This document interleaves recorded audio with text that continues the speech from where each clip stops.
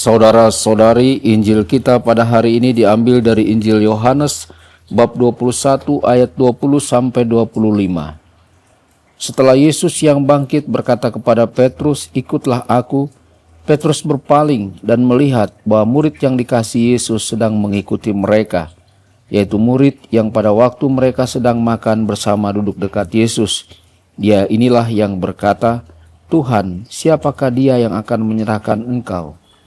Ketika Petrus melihat murid itu, ia berkata kepada Yesus, "Tuhan, apakah yang akan terjadi dengan dia ini?"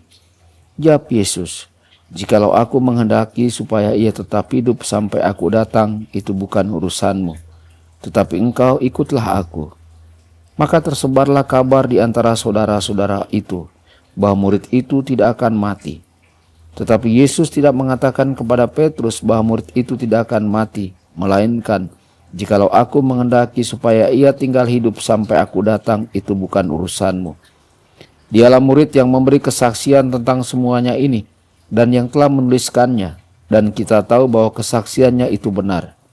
Masih banyak hal-hal lain lagi yang diperbuat oleh Yesus, tetapi jikalau semuanya itu harus dituliskan satu persatu, maka agaknya dunia ini tidak dapat memuat semua kitab yang harus ditulis itu. Demikianlah sabda Tuhan, terpujilah Kristus.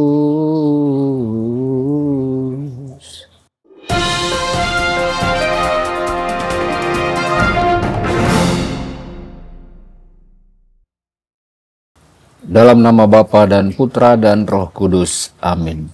Saudara dan saudari terkasih dimanapun Anda berada, jumpa lagi dengan saya Romo Tedens dalam saluran Warta Kabar Sukacita.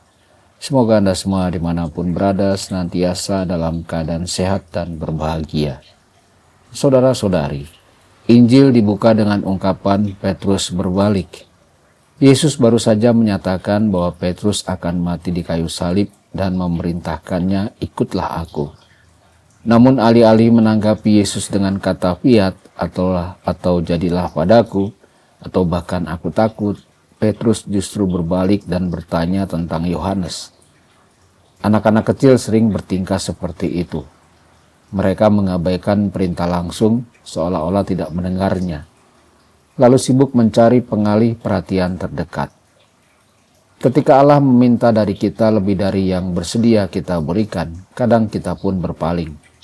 Untungnya kita tahu bahwa Petrus yang pada saat itu tampak lebih tertarik pada nasib Yohanes daripada mengikuti Yesus, kemudian bertumbuh dalam rahmat hingga mampu memimpin gereja dan menjadi seorang kudus.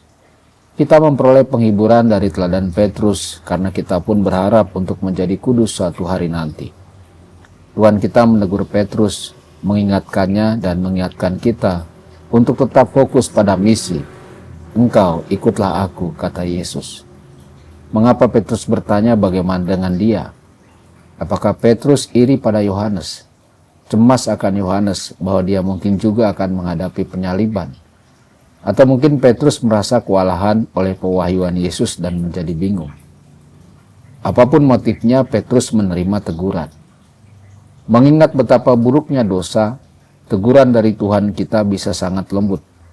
Teguran itu bisa datang dalam bentuk kritik, penuh niat baik dari pasangan, koreksi persaudaraan dari seorang sahabat, teguran dari pembimbing rohani yang menginginkan yang terbaik bagi kita, atau nasihat dari Bapa pengakuan.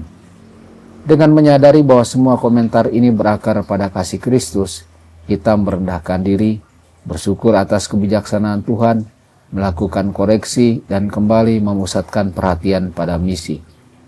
Yohanes mengatakan bahwa semua kitab di dunia pun tidak akan cukup untuk memuat segala tindakan Tuhan kita. Itu benar pada masa hidupnya, tetapi lebih benar lagi hari ini, karena Kristus terus berkarya dengan berbagai cara dalam kehidupan setiap orang, setiap hari, dan setiap jam.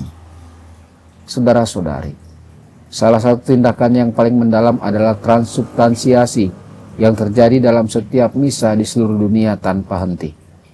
Kehadirannya melalui sakramen-sakramen terus-menerus menguduskan jiwa-jiwa manusia.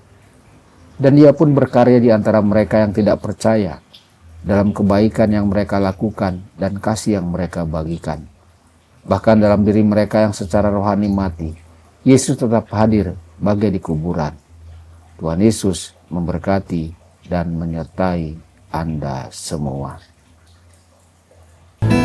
Sabda Allah adalah kebenaran. Sabda Allah adalah kehidupan. Mari kita mencintainya, mari kita menghayatinya. Ya Tuhan yang ku muliakan, sabdamu angkat resahku.